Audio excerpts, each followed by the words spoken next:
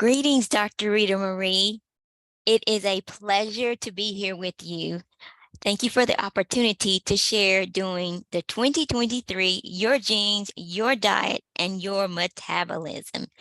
So today I will be talking with you about the Great Protector and the chemical process plant. You might be asking, what in the world does this title have to do with genes, diet, and metabolism? Well, that's a great question. That said, I invite you to take this opportunity to open your imagination and walk with me for about 15 minutes to Beyond Typical. Before I get started, I want to remind you that the information that I'm sharing with you is for informational and educational purposes only. It is not to take the place of your qualified medical care professionals. It is not intended as medical advice. So, what will you learn? Well, you will learn the relationship of your skin, your thyroid, your genetics, your metabolism, and a chemical process plant. And then we'll also learn some basics about how to support your metabolism. So let's get started. So imagine your body as a chemical process plant where each component serves a specific role. So let's start with the Great Protector.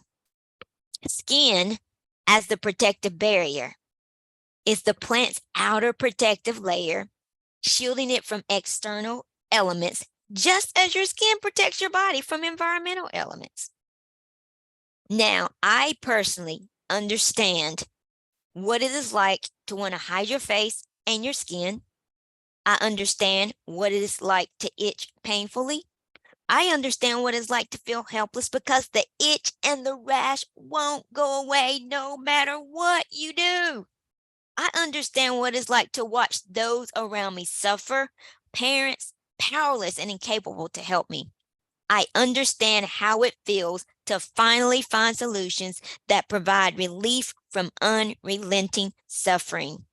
I understand what it's like to know that the skin is to protect you from viruses and bacteria and toxins and moisture, but that disrupted barrier feels like it's attacking you. And so I want to share just a small amount of my story.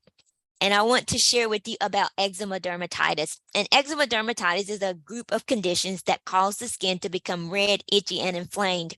And at the age of 8 months old, I was given the label eczema dermatitis. And from my understanding, it was one of the most severe cases that they had seen at that time.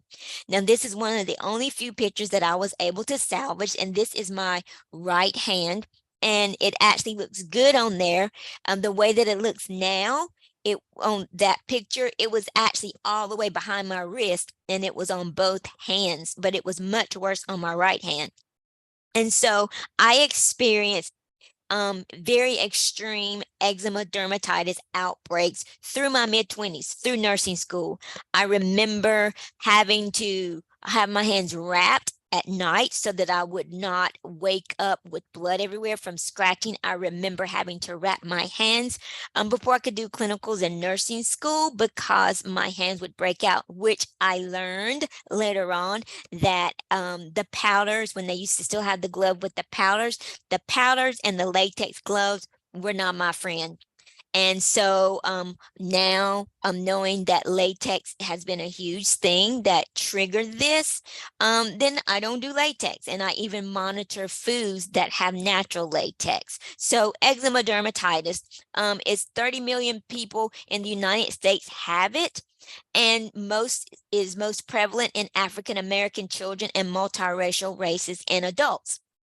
And so, as we just talked about the skin, the first part of the chemical processing plant, just remember that the Great Protector it should be protecting us. But sometimes, and especially within my case, it felt like it was attacking me. So keep that in mind. So let's go on to our next imagination, and let's talk about the thyroid. And before we talk specifically about the thyroid, let me share with you about the butterfly. Now, the butterfly has taste receptors on their feet. They get essential nutrients from mud puddles.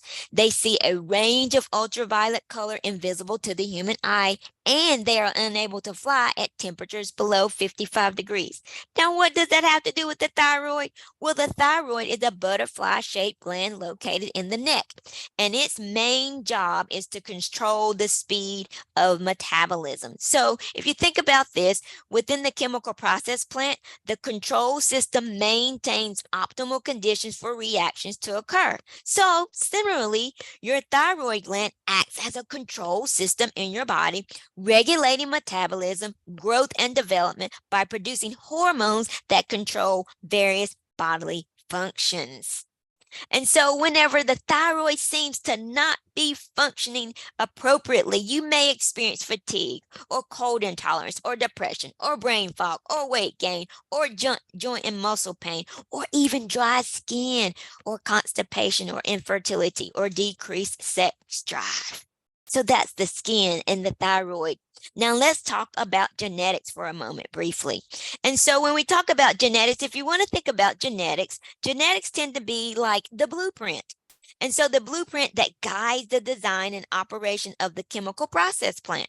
Similarly, your genetic makeup determines various aspects of your body, including susceptibility to certain conditions and the functioning of your thyroid and metabolism. And so, as we move on to our imagination journey, as we take this walk through the chemical process plant, let's talk about metabolism. So, metabolism is the process of how your body transforms the nutrients you consume into energy. So, in a chemical process plant, metabolic reactions occur to convert raw materials into desired products. Again, similarly, your body's metabolism encompasses the network of chemical reactions that transforms nutrients into energy, synthesize molecules, and maintain bodily functions. But what happens when the great protector doesn't protect you? The control center seems to be malfunctioning. The blueprint design doesn't seem to be operating as intended. Now the process plant is out of balance.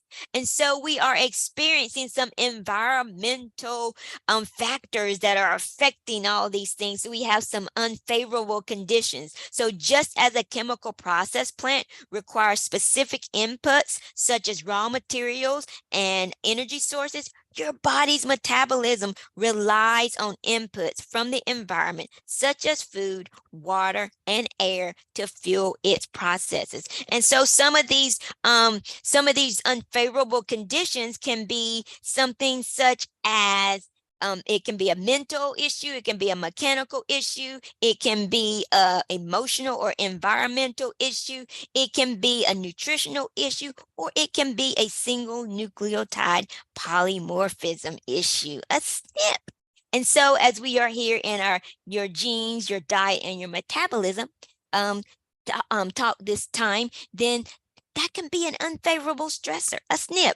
So when all of these stress things happen, I want you to consider the HPAT axis. Think about stress and how it can affect your body, how can affect your perception of things that are occurring. So if there is an acute stress or a perceived threat, if you just look at this can be it can be scary. It looks like the one thing that you perceive as a threat throws everything out of balance. So keep that in mind as we are continuing to go through this journey here that we have. So that's the HPAT axis. So let's kind of pull these things together and let's look at the chemical process plant as a whole. And so what do we do when we have these stressors, these things go awry, these imbalances to occur?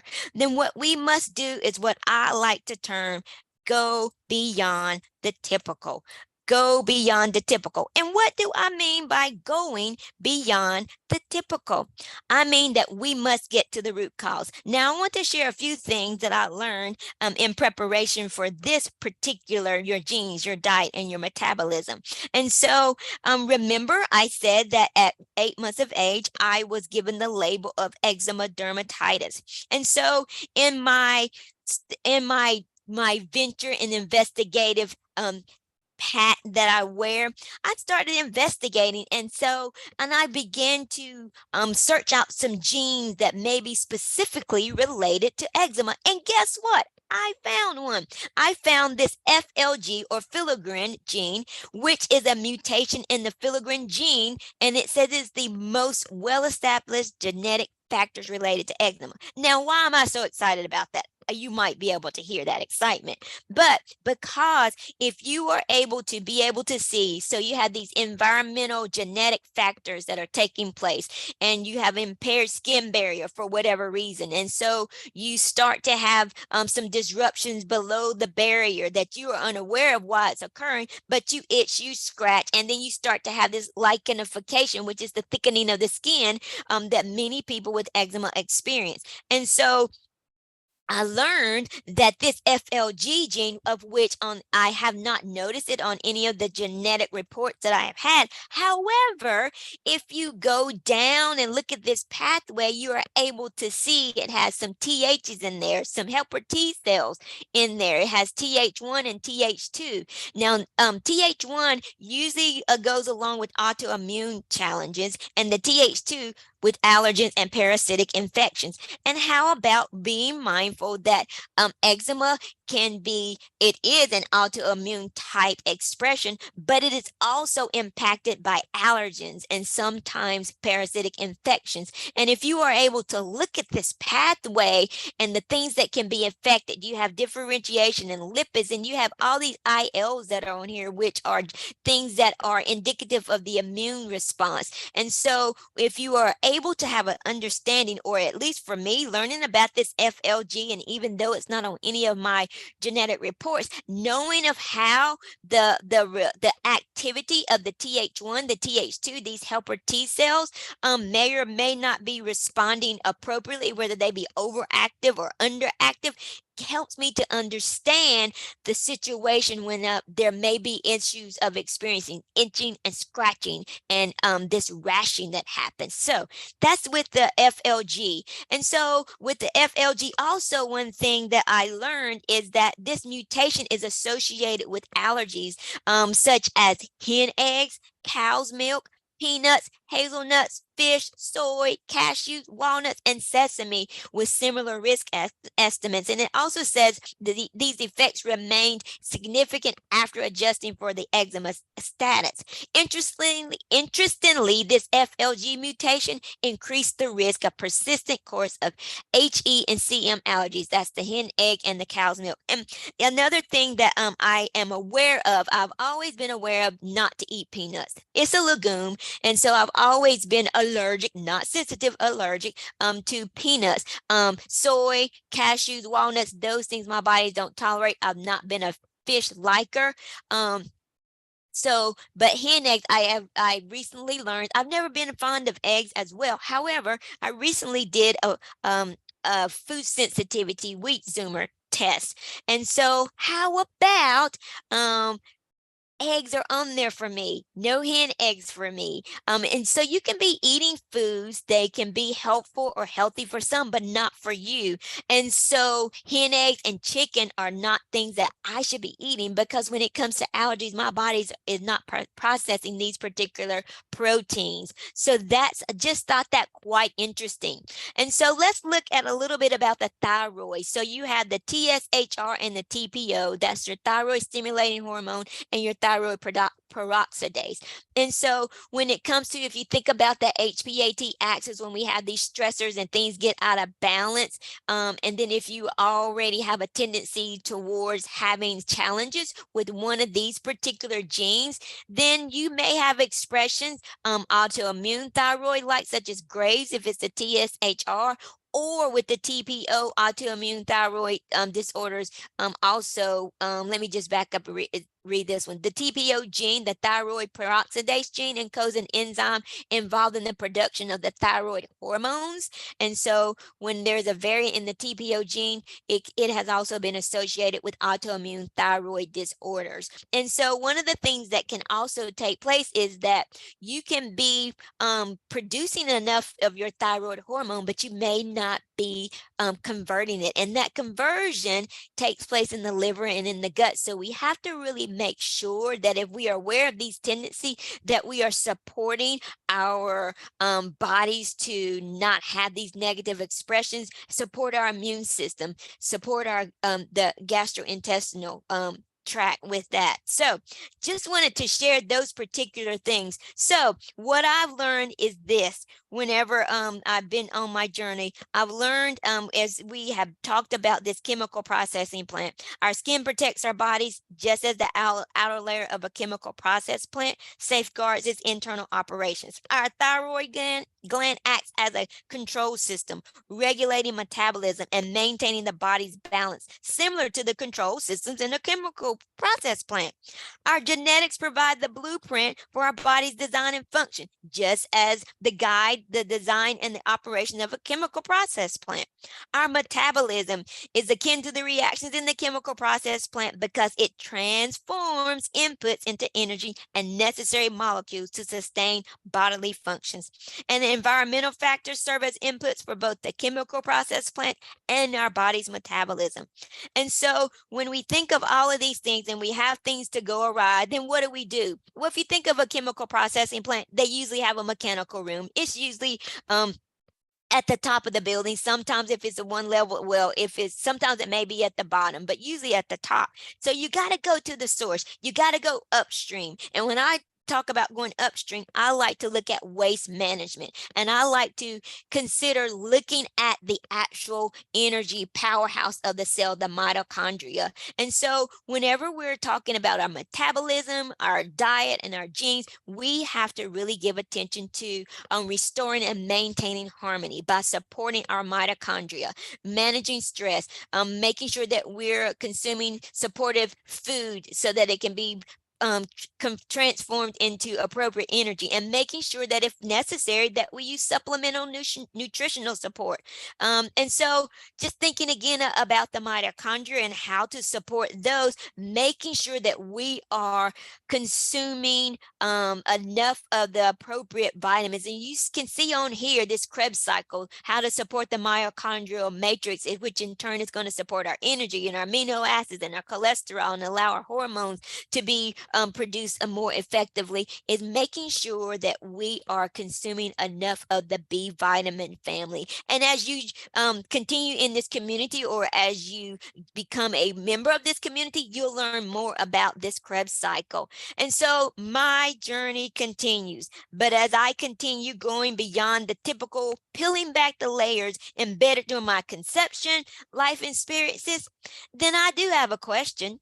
Is it possible that biological symptoms are more complex than chemical process plants? I mean, think about it.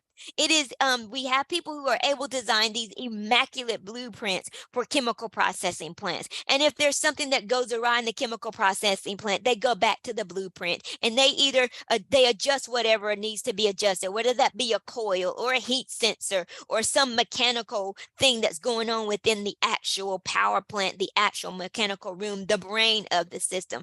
But think about our bodies, these biological systems. We are fearfully and wonderfully made, and there are so many intricacies. And as much as society may attempt to clone a human, it is not possible because you can't see all the intricacies that are within us. If you consider that skin that we looked at, there's so many waves, so many thoroughfares within and beneath our skin.